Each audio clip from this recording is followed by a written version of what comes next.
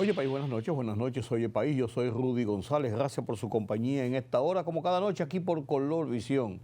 Iniciamos el mes de marzo, tercer mes del año, ya la última parte del invierno en esta parte del hemisferio, y avanzamos en lo que es el día a día en República Dominicana. Ya ha pasado el discurso del presidente Luis Abinader el viernes pasado ante la Asamblea Nacional, la reunión conjunta de las cámaras. Toca ahora oír las críticas, las interpretaciones del discurso. Esa es la parte política. Ahora lo importante es cosas anunciadas también por el gobierno, cómo comienzan a ejecutarse o cómo siguen en su ejecución cotidiana en el país.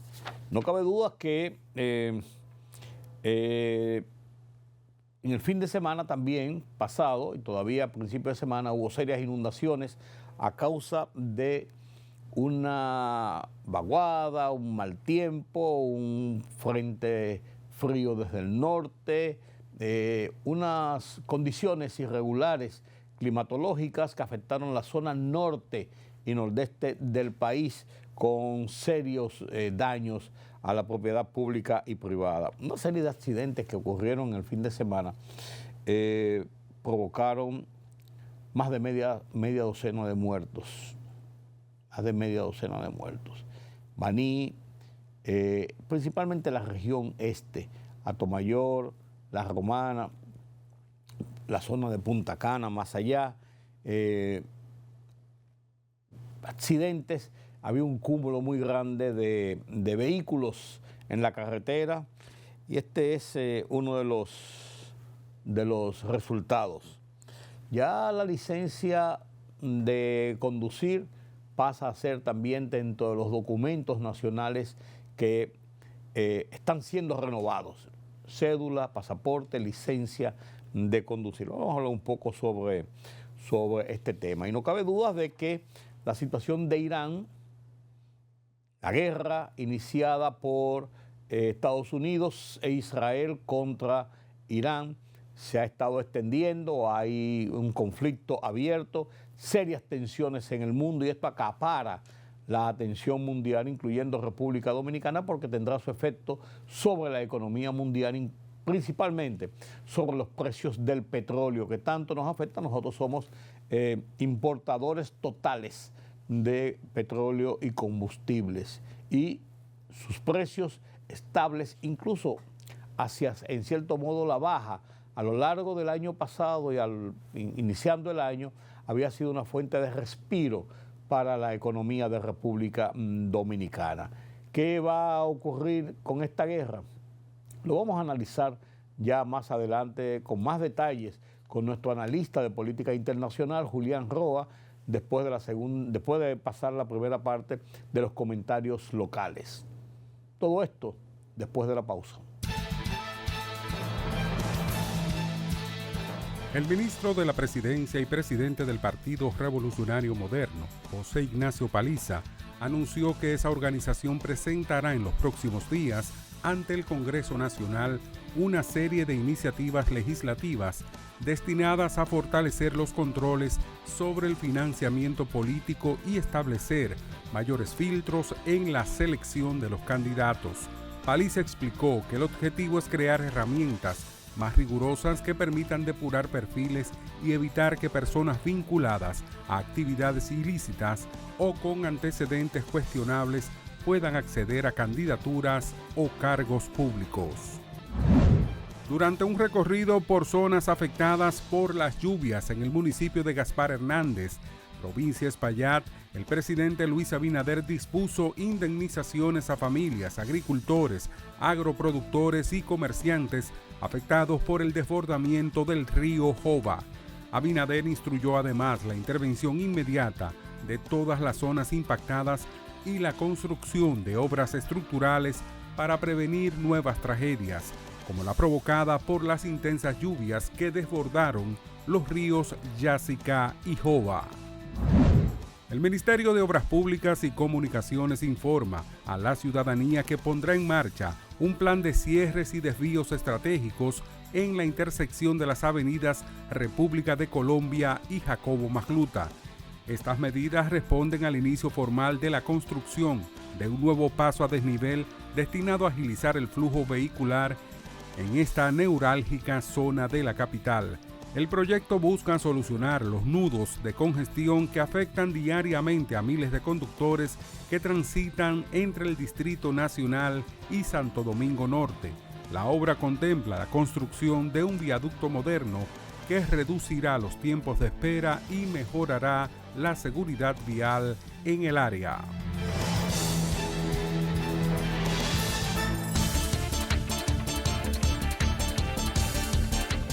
Oriente Medio vive horas críticas tras el ataque lanzado la madrugada del pasado sábado por Estados Unidos e Israel contra Irán. Una ofensiva que derivó en una rápida escalada regional. Teherán respondió con ataques contra objetivos militares en Israel y bases estadounidenses en Kuwait, Emiratos Árabes Unidos y Bahrein. Mientras se reportaron explosiones en Arabia Saudita e Irak, en el segundo día de hostilidades, el conflicto alcanzó su primera vez a Omán, cuyo puerto comercial en Dunk fue blanco de drones pese a que el sultanato había actuado como mediador en las conversaciones indirectas entre Washington y Teherán. Los precios del petróleo han subido este lunes por la mañana mientras los inversores evalúan el impacto económico de los ataques de Estados Unidos e Israel contra Irán. En las primeras operaciones, el precio del barril del crudo estadounidense de referencia subió inicialmente cerca de un 8%. El secretario del Consejo Supremo de Seguridad Nacional de Irán, Ali Larijani, afirmó la mañana de este lunes que la República Islámica no negociará con Estados Unidos después de que se hicieran públicas informaciones que parecían indicar una disposición a las conversaciones con Washington. No negociaremos con Estados Unidos, afirmó Larijani en un escueto mensaje publicado en su cuenta de la red social X. El mensaje responde a una publicación de Al Jazeera, también en la red social X, en la que reporta una información del Wall Street Journal alrededor de una supuesta iniciativa de Larijani para retomar las conversaciones con Washington. Los precios del petróleo subieron y los mercados bursátiles se desplomaron este lunes, cuando los inversionistas y los hogares tuvieron la primera oportunidad de ver lo que la guerra en Oriente Medio podría significar para sus finanzas. Los precios del crudo se dispararon más de 6%, lo que probablemente se traducirá en precios más altos en las gasolineras, por el temor de que la guerra pueda ralentizar el flujo mundial de petróleo. El combustible más caro también afectará a muchas empresas de Estados Unidos y la caída de las acciones de aerolíneas, líneas de crucero y otras ayudan a arrastrar a la baja al mercado bursátil norteamericano. Política, economía, sociedad. Los temas del día a día los contamos con claridad y con precisión. Recuérdate que el INTEVI se aumentó a un 18 para bajarlo a un 16. Sí. Una libertad de prensa que ellos no manejan y de expresión. Hay una especie de experiencia frustrada de la OEA en Haití. En Oye País, información veraz, periodismo con valor. Oye País, de lunes a viernes a las 12 de la medianoche por Color Visión. Siempre lo mejor. Periodismo de investigación, columnas, opinión, análisis, reportajes de fondo. Hora por hora, una completa plataforma multimedia. Periodismo con valor. Noticias horaporhora.com.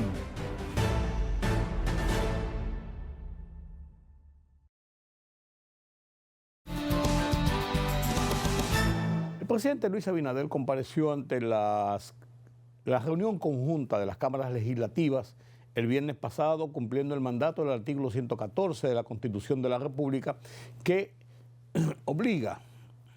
establece la obligatoriedad del presidente de la República a acudir a presentar las memorias de la gestión del año pasado y los planes y los proyectos para su gestión durante el año en curso.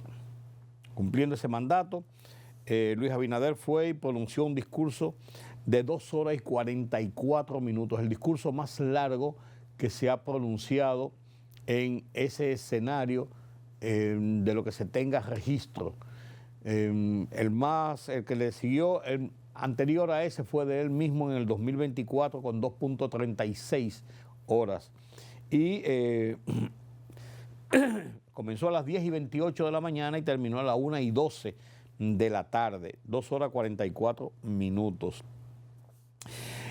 Un discurso cargado, como de costumbre, de las ejecutorias del gobierno, de una relación de lo que ha hecho el gobierno, que es lo que manda la Constitución que debe hacer, que hizo durante el año pasado, qué va a hacer, qué planea durante este año. Ese discurso parece una letanía, pero es mandatorio, primero. Y segundo, es la oportunidad que tiene un jefe del Estado de ir y pronunciar los logros de su gobierno, de su gestión. Decía mi amigo Orlando Gil con mucha razón de que cada dominicano quiere un discurso acomodado a su visión, a su interés. ¿Por qué habló de esto? ¿Por qué no habló de esto? ¿Habló de más de esto? ¿Habló de menos de esto? A mí me hubiese gustado que hubiese tocado tal tema o tal tema no. Y así por el estilo se conforma la idea nacional sobre el discurso de rendición de cuentas. Un discurso que la oposición, a mi modo de ver,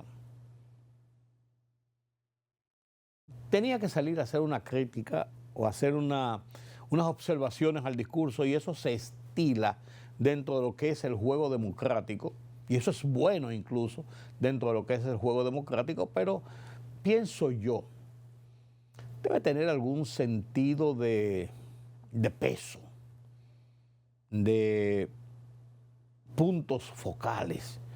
Pero la oposición, basada en los dos principales partidos, la Fuerza del Pueblo y el PLD, o el PLD y la Fuerza del Pueblo, como ustedes quieran ponerlo, no es un orden alfabético. Yo creo que perdió una oportunidad, porque habló de muchas cosas, pero no concluyó en nada. Debió decir que la energía eléctrica tal cosa, pero no lo dijo. Debió ser tal cosa, yo creo tal. Yo no le vi la sustancia, yo personalmente, a la crítica de la oposición. Así como el presidente centró su discurso en 3 ejes básicos, a mi juicio, la oposición debió centrar sus críticas o sus consideraciones o en esos 3 ejes básicos o en 1 o 2 ejes básicos y desarrollar su discurso en ese entorno.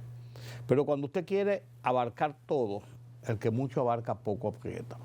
Y menos si la sustancia no lleva la calidad que yo entiendo. No estaba bien diseñado que al concluir el discurso, 5 minutos después, el bloque de legisladores de la Fuerza del Pueblo, por ejemplo, diera una conferencia de prensa con una serie de temas y una serie de consideraciones sobre los temas. Y después, 2 horas después, en la tarde, el presidente del partido y candidato presidencial, Leonel Fernández, hiciera otra conferencia de prensa para enjuiciar las mismas cosas en la misma línea u otras cosas. Entonces, ¿cuál de las dos es la versión oficial del partido, de la estructura política? No se sabe. Yo creo que el presidente Luis Abinader basó en 3 sus hechos principales. Primero, la ratificación de lo que ha sido su política desde la campaña electoral para las elecciones del 2020 y a lo largo de los 5 años de gestión de lucha contra la corrupción y 0 impunidad. Y repitió la misma cosa en el marco principal del escándalo de Senasa destapado el año pasado y sobre el cual volvió y ratificó el gobierno se constituye en parte civil para recuperar hasta el último centavo de lo robado. 1. 2. La afirmación personal y directa del presidente, de Luis Abinader, de que él tiene amigos pero no cómplices. Es una frase que ya la ha dicho y la repite a cada momento como para que no quede dudas. Y esto concitó aplausos delirantes del público presente en el salón de la Asamblea Nacional, donde estaban congregados el funcionariado de gobierno, invitados especiales, el cuerpo diplomático y los legisladores del PRM, el partido oficial. Los legisladores de la oposición, lógicamente, se quedaban sentados, callados. Los partidarios del gobierno, delirantes, aplaudían y se ponían de pie y se le veía una sonrisa. El segundo tema en que encendió el auditorio fue cuando relató las obras del gobierno, región por región, ciudad, provincia por provincia, y tales cosas. Hacía un énfasis donde subía y se elevaba de tono. Y al final dijo, refiriéndose a la oposición, no querían obras, ahí tienen obras. Como una respuesta a que dicen que el gobierno no ha hecho nada. Que es una frase siempre de la oposición contra el gobernante de turno, y en el caso de Luis Abinader no es menos. Él le respondió de esa forma. Y el tercer punto fue cuando concluye el discurso. Bueno, hubo otros momentos también de emociones, cuando habló de la lucha contra la pobreza, cuando habló de los programas, por ejemplo, iniciados por el gobierno y por SENASA para enfrentar los problemas de la salud mental de los niños con síndromes de deficiencias, y eso encendió mucho la audiencia. Pero también el tercer punto fue cuando ya al final, en el colofón del discurso, hizo llamados patrióticos y llamados a la unidad y llamados a luchar por un país mejor y dar garantías de que el gobierno, de que la autoridad en el mando en este momento está enfocada a resolver los problemas de la nación. Y se crece y Luis es histriónico y fue enérgico, y eso terminó el discurso por todo lo alto. Yo creo que el discurso es un discurso rutinario de 27 de febrero. Lo ha sido siempre Joaquín Balaguer, Salvador Jorge Blanco, Antonio Guzmán, Hipólito Mejía, Leonel Fernández, Danilo Medina, Luis Abinader, para citar los presidentes de este interregno de la democracia a partir del 1966, luego de la revuelta civil. Son discursos, yo digo rutinarios, porque tienen un marco de obligatoriedad, que es presentar la gestión del gobierno durante el año anterior. Y no es para menos que el gobierno, en esa retahíla de información y de explicaciones, lleve un patrón. Los presidentes incluyen algunos tópicos, algunos anuncios, algunos tópicos. Por ejemplo, en este caso hizo hincapié mucho en el tema de la tecnología, con la firma del acuerdo con Google, que va a instalar 2 cables submarinos desde los Estados Unidos a República Dominicana para aumentar la capacidad de interconexión de República Dominicana con el mundo, pero además que República Dominicana va a servir de un hub de recepción y de expansión hacia Centroamérica y Sudamérica, como un punto geográficamente equidistante en el centro del Caribe, por ejemplo, o en el Caribe, por ejemplo. Habló también del proyecto sobre la creación de un puerto de lanzamiento de cohetes para la colocación de satélites en el espacio. Es una compañía privada que se está instalando en República Dominicana, que ha llegado a un acuerdo, y esa compañía privada es como si fuera una zona franca. Va a operar en República Dominicana para hacer todas sus operaciones.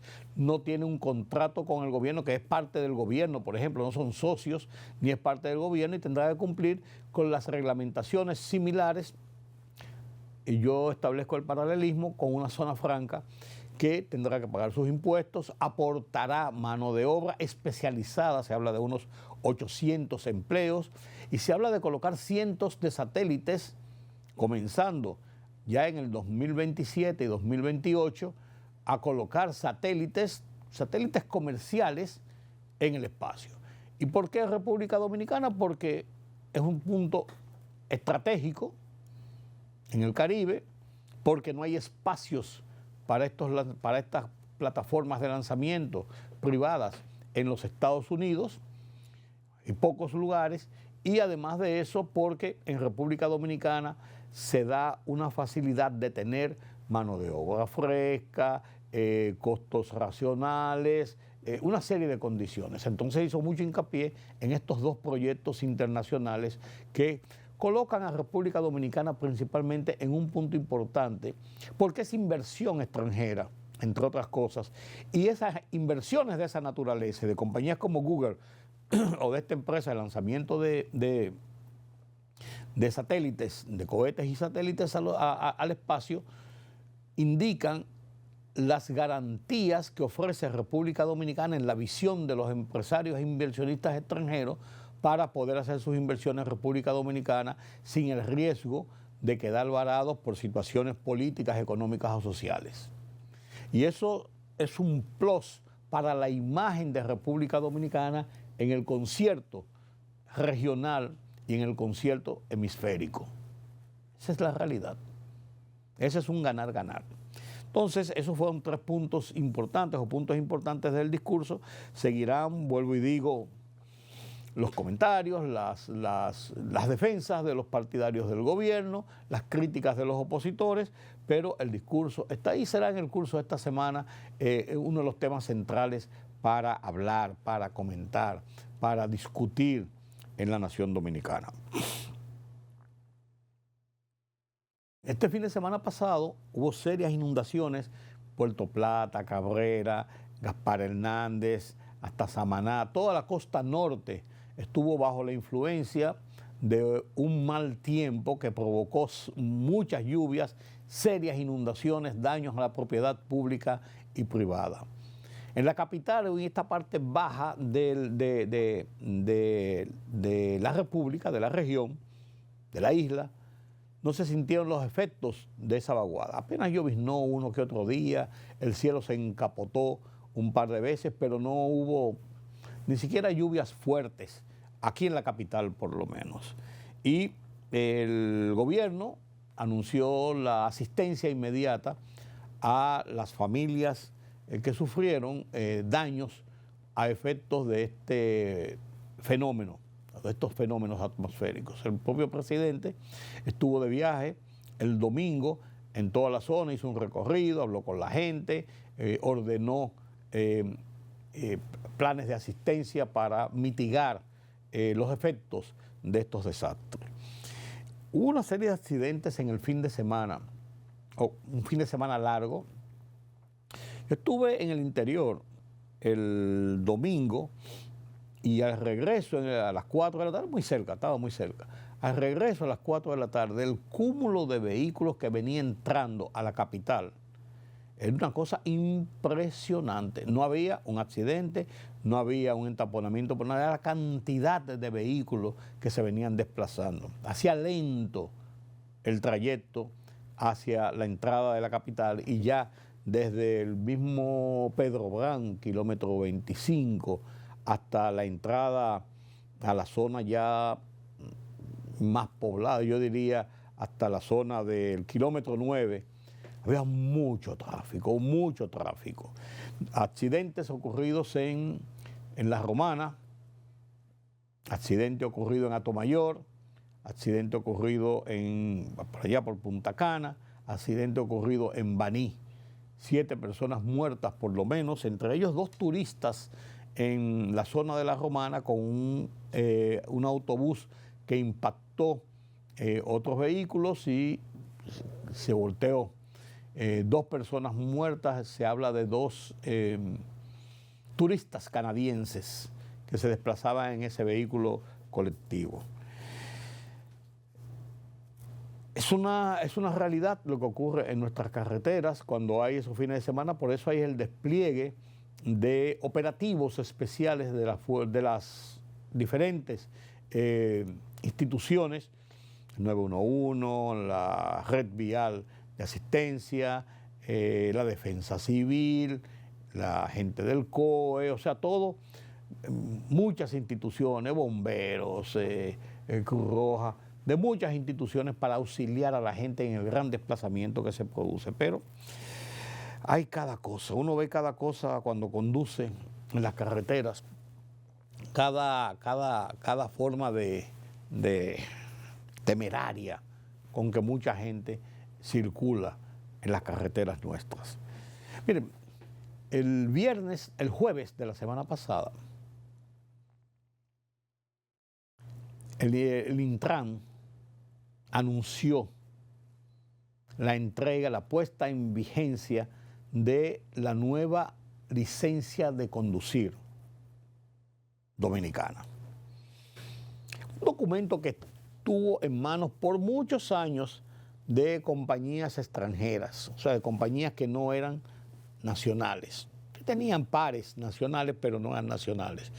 Y muchas veces, en muchas ocasiones fue fruto de conflictos por los niveles operacionales, por alegadas formas en la operación del negocio y todo esto. Pero el señor Morrison, el director del Intran, anunció que a partir de ese momento la emisión y renovación y el proceso de dotar de licencias a los dominicanos quedaba desde ese momento en manos del Estado, en manos del gobierno dominicano. Había asumido el control del negocio, de la operatividad de la emisión y renovación de las licencias de conducir. Y ese es un paso importante, porque ese es un documento vital que tiene márgenes de seguridad nacional, que al igual que la cédula de identidad electoral y el pasaporte, deben estar bajo la supervisión directa y el control total de las autoridades, del gobierno de la República Dominicana. Ya el pasaporte,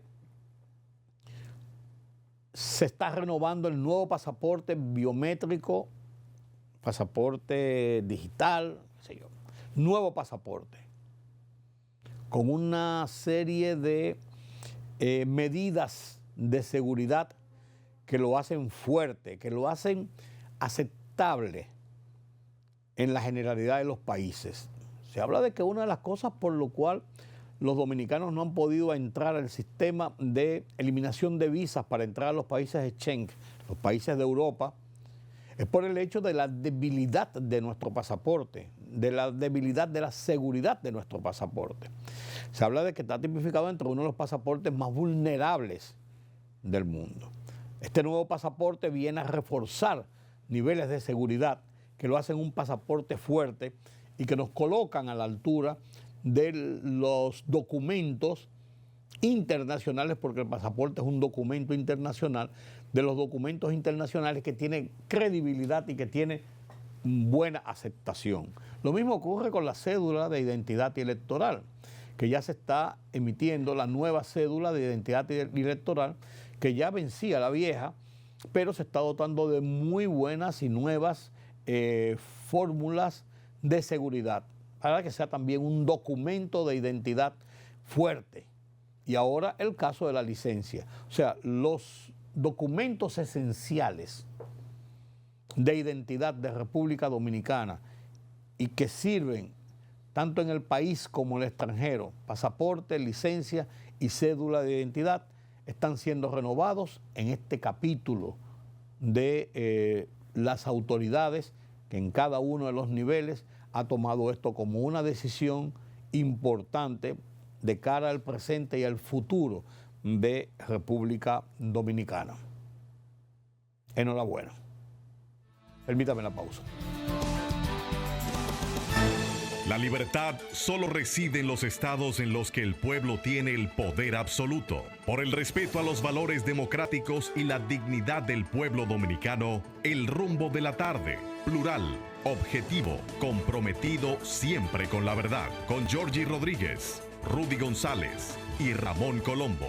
Los poderosos ya están en el aire.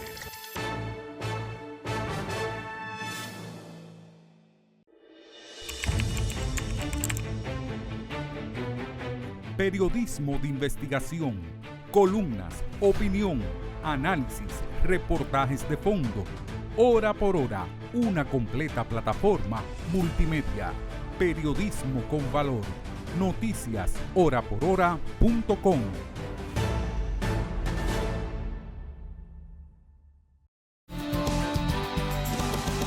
Gracias por continuar con nosotros aquí en Oye País. El tema central de análisis, de discusión, de atención mundial a partir de el fin de semana pasado es la guerra en Oriente Próximo, Medio Oriente, de aquel lado, en los países árabes, como usted quiera llamarlo. Usted sabe lo que está pasando. Estados Unidos e Israel decidieron atacar y atacaron y están atacando a Irán. Y eso ha desatado, lógicamente, los demonios, por así decirlo. ¿Cómo analizar los entretelones de lo que conocemos, los ataques? Pero estos entretelones, ¿qué subyace? ¿Hacia dónde va la muerte del ayatolá y la cúpula militar y de inteligencia? ¿El pueblo cómo reacciona? El involucramiento de otros países en esta situación de una u otra forma. ¿Qué pasará?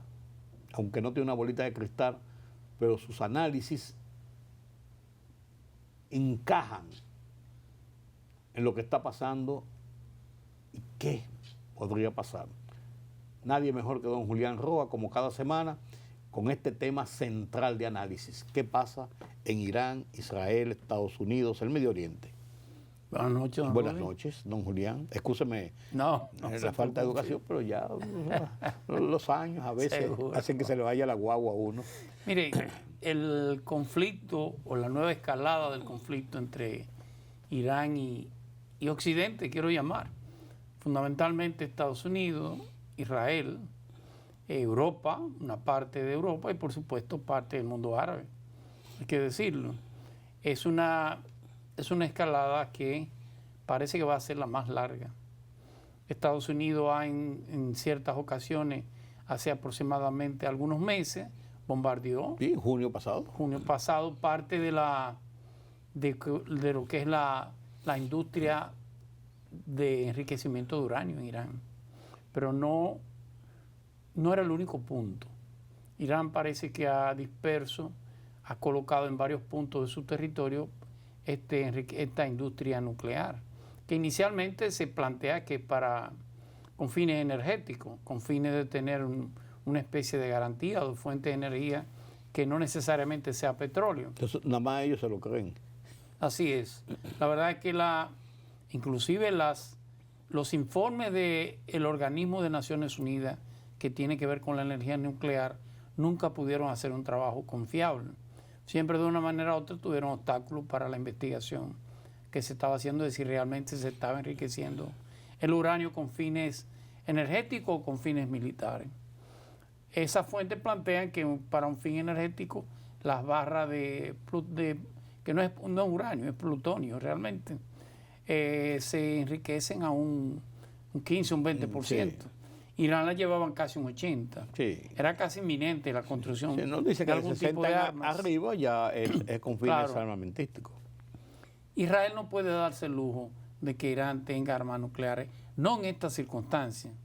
Irán e Israel no son enemigos de por siempre. Tuvieron una de las relaciones más cordiales en el Medio Oriente. De hecho, eran los dos grandes aliados. Recuerde que, de hecho, después de Israel, la gran población judía está en Irán. Significa, inclusive parte de los militares iraníes se entrenaban en Israel. Estoy hablando del Shah de Irán. Del Shah de Irán, fundamentalmente. Mohamed Reza Pahlavi. porque mire, Estados Unidos es un país de intereses, no de enemigos. Irán era el gran aliado de Estados Unidos en la década del 50 hasta la década del 70. ¿Por qué? Porque Irán aunque es islámica, aunque es musulmana, no es árabe. Entonces en ese Medio Oriente... Son persas.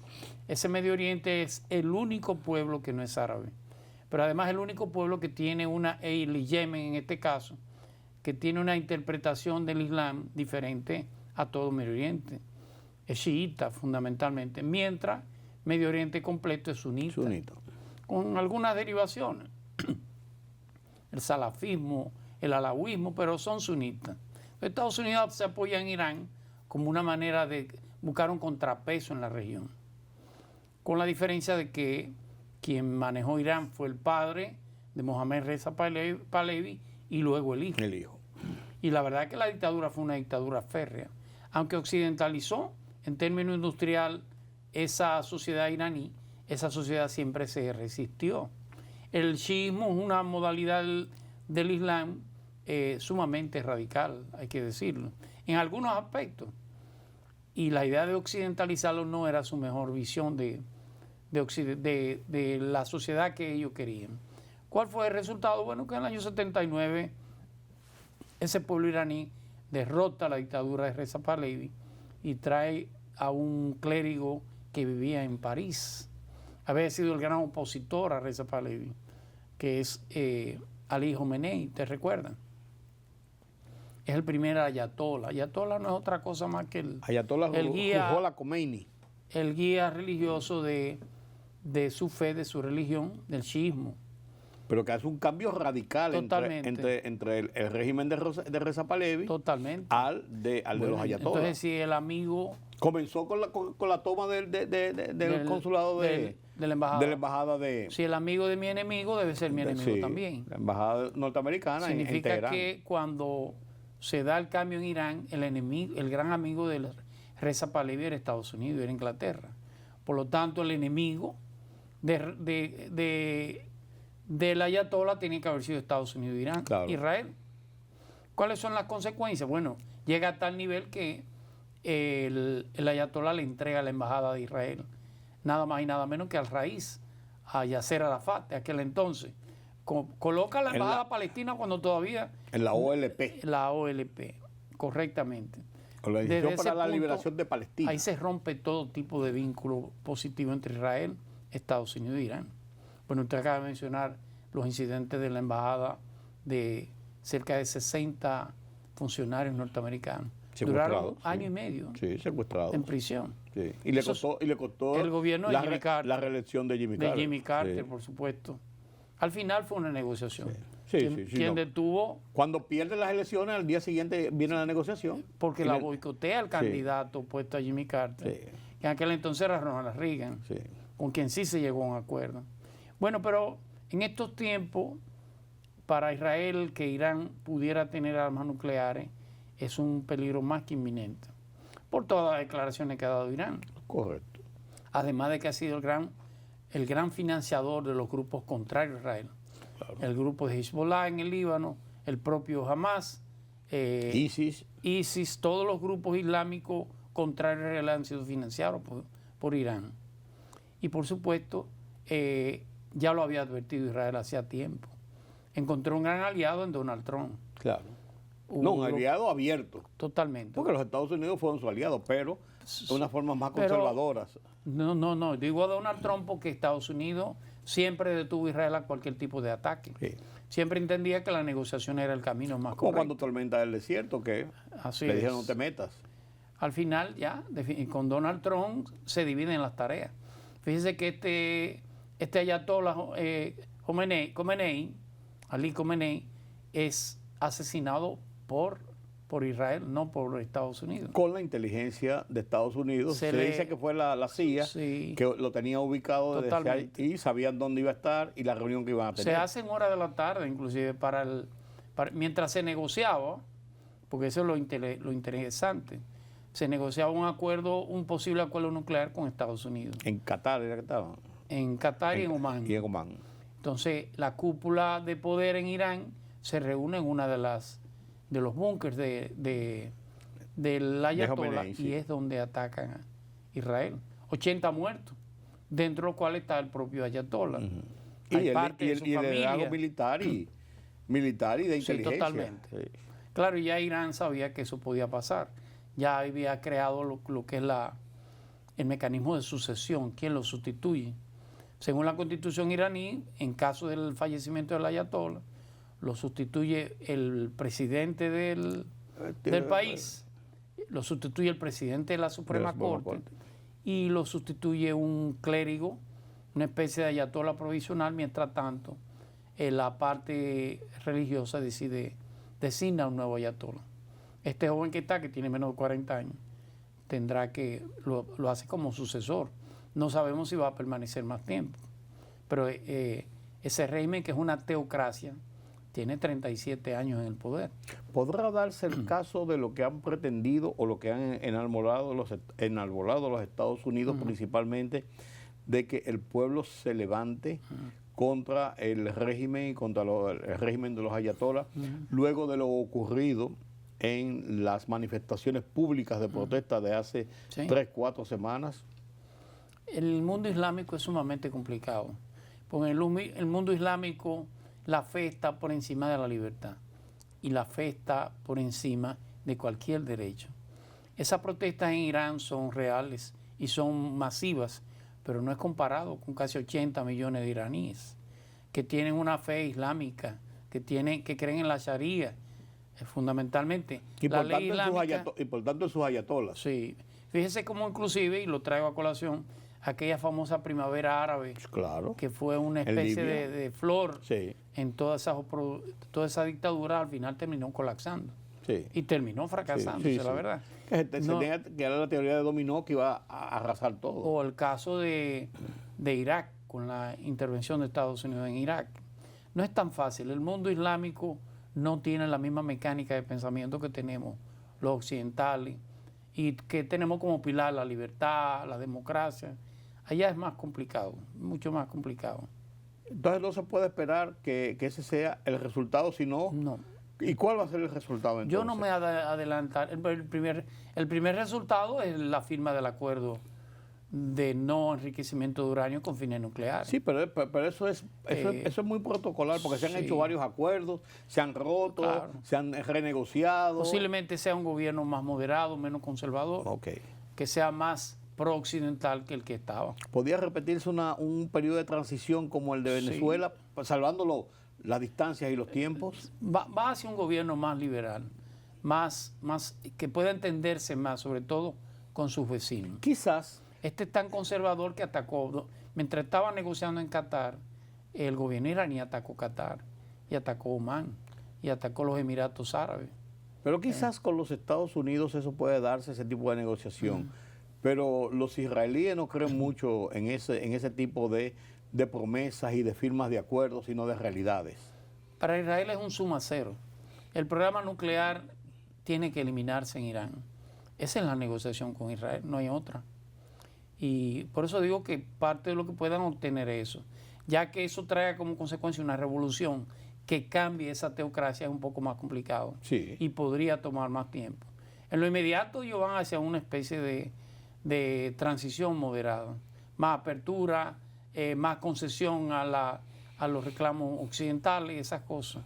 Es un tema eminentemente económico y un tema de seguridad política, de seguridad militar. Usted que habla del tema económico, la zona de influencia del negocio del petróleo, que maneja todo lo que es esa zona, el estrecho de Hormuz, toda esa parte que sale al mar, ese podía ser quizás el elemento de presión sobre Irak de parte de grandes naciones europeas, Rusia, China, India, o sea, de muchos que se abastecen del petróleo, porque por esa zona pasa el 20% del petróleo que consume el mundo. Totalmente.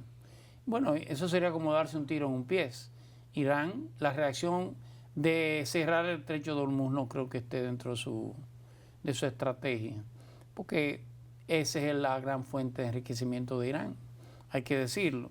Además de que su sus aliados que en estos momentos se han solidarizado, aunque no han apoyado de forma militante la posición de Irán, por ahí el 60% del combustible, del petróleo que va a China sale por el estrecho de Hormuz. Sin embargo, China y Rusia han condenado, pero... Perdón, se han mantenido pasivos. Bueno, una condena retórica, pero que eso... Claro. Así como unos dijeron que apoyan esto, otros dicen que lo condenan, pero eso no tiene cuál es el grado de influencia que tiene en una región bastante complicada con la guerra de Rusia con Ucrania y con la posición de la Unión Europea que ha adoptado posiciones diferentes. Así es. Pero la mayoría en el unísono de apoyar a los Estados Unidos. Bueno, en este caso la presidenta de la Unión Europea, Ursula von der Leyen, ha dicho que las partes deben bajar la intensidad, pero no ha pasado de ahí. Sí, es una declaración de intenciones. Es igual el presidente del Parlamento Europeo.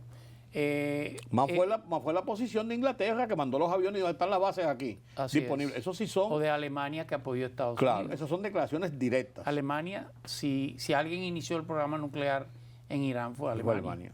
El gran apoyo. Sí. Pero las cosas han cambiado mucho, innegablemente. El petróleo no lo sé, corre riesgo. Y si Irán va a tratar de atacar los buques que pasan a través del estrecho de Hormuz, lo hará a través utilizando a Yemen, bombardear los barcos de Yemen. Esa gente por ahí. Y ellos escogerán qué tipo de barcos. Si es un barco chino, no lo van a hacer. Claro. Eso entra dentro de las posibilidades, pero no creo que eso vaya a ser. Además de que Estados Unidos e Inglaterra no van a permitir ese cierre. Esa sería la devastación de Irán. Por eso digo, sería ya acciones decisivas. Acuérdese que usted, el Golfo Pérsico cruza a través del estrecho de Hormuz, luego se va al Mar Arábico y termina en el estrecho de Adén, que cruza todo el canal hasta el canal de Suez para luego el Mediterráneo. Significa que ese posiblemente sea el punto estratégico económico militar más importante. Sin embargo, en la zona del canal de Suez, ahí ya los judíos sí tienen un control, por supuesto, un control militar. Es un control militar porque es una zona estratégica para los judíos. Irán está solo. Sí. En términos de encontrar aliados. Eso es lo que te iba a decir. Son pocos los aliados efectivos, reales, importantes. En términos militar, ninguno. Aunque tú puedes decir, fueron agredidos, vamos a ponerlo de esa forma, porque fueron los atacados. Nadie le da poco apoyo han recibido. Porque Irán y Qatar son los dos únicos pueblos que tienen una mayoría chiita. Están aislados en ese mundo árabe. Tengo una idea. En la parte ideológica. En la parte ideológica. Pero son los dos religiosas. Correcto. Entonces, sobre todo Irán es el polo opuesto a Arabia Saudita. Arabia Saudita se erige como el gran líder del Islam, el gran líder del sunismo, mientras que Irán lo hace con el chiismo. Pero el chiismo es más limitado. No creo que en este caso podría atacar a Israel desde el Líbano con el Hezbollah, pero no creo que el Hezbollah esté en condiciones de enfrentar a Israel. Eso te iba a decir. O lo pudiera hacer jamás de la Franja de Gaza. Sí, tampoco está en condiciones. Jamás menos, claro. pero la inclusión de Hezbollah en estos ataques, que fue un ataque pequeño, dos o tres misiles, pero significa, como yo estoy aquí, claro. Esa situación a quien perjudica es al Líbano per se. Totalmente. Porque los judíos no juegan y entraron a Beirut y por ahí siguieron. O sea, eso los judíos no les importa tener 3, 4, 5 frentes abiertos al mismo tiempo. A partir de la guerra del 73, usted habla del Líbano como un Estado. Sí. Pero un Estado totalmente disuelto, sí, pero sin gobernanza. Claro, sin una institucionalidad. La militancia extranjera tiene más miembros que el propio ejército. Claro. Pero subsiste como país. Sí, claro. Pero esta es una guerra que va a tomar tiempo. No va a ser una semana, como estaba planteando. Los Estados Unidos dicen que 4 semanas, dice Donald Trump. Bueno, dependerá de los acuerdos a que se arribe. Podría ser una trampa en el sentido de que, como lo tiene Rusia, esa guerra de desgaste ruso-ucraniana, ¿cuántos años lleva? 2 años. ¿Cuánto?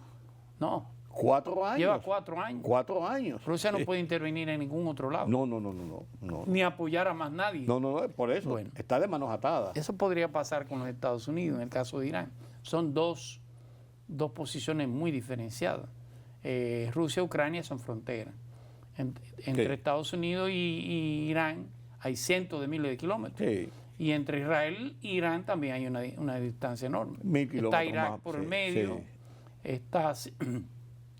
está Jordania, Sí. hay varios Entre Tel países. Aviv y Teherán hay unos 1000 kilómetros, es lo que se dice. Lo Pero que pasa es que la tecnología con ya esta, acercó, eso te iba a decir, ya acercó no hay la distancia. Sí, ya no hay Anteriormente, no sé si usted recuerda aquel ataque a un reactor nuclear en Irak, distancia. Sí. que Israel Sí, sí. destruyó.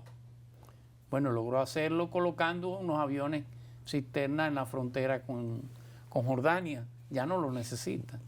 Ya un dron judío o un dron iraní igual cruza desde Teherán a Tel Aviv y viceversa. Sin ningún peligro para ningún ninguna ser persona. humano. Sí.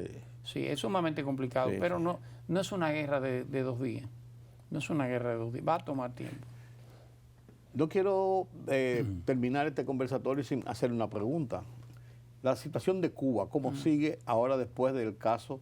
Parece como que Cuba, vamos a dejarlo ahí mientras tanto. Sí. Vamos a hacer un stop. Claro. Vámonos para allá y después venimos aquí, muchachos, que esto está en el patio de la casa. Eso es limpiar el patio y esto es otra cosa. Ya.